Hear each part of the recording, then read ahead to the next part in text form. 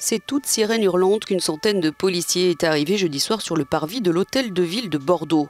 Aucune urgence, sinon celle de protester avec grand bruit contre les propos d'Emmanuel Macron et d'exprimer leur ras-le-bol comme le font des centaines d'autres un peu partout en France depuis plusieurs jours.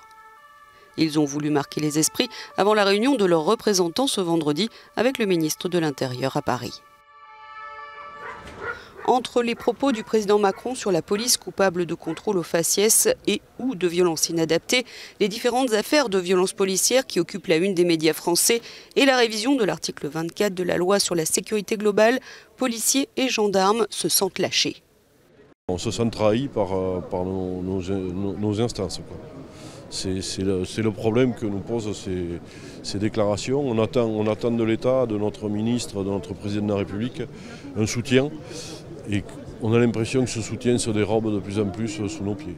Conflits sociaux, pandémie, terrorisme, la charge est lourde, alors les consignes des syndicats de police sont claires. On invite juste nos collègues à ne plus prendre de risques et ne plus prendre d'initiative de quelque chose qui pourrait leur retomber dessus derrière.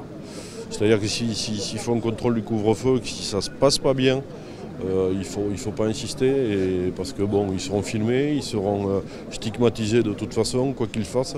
Donc on leur demande juste de se protéger pour éviter de s'exposer inutilement.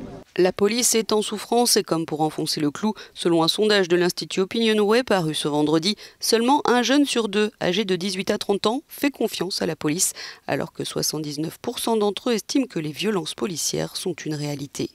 48% des 18-30 ans considèrent également que la police est raciste. Mais ils relativisent, car 65% des jeunes interrogés estiment aussi que ces dérives ne sont le fait que d'une fraction infime des forces de l'ordre.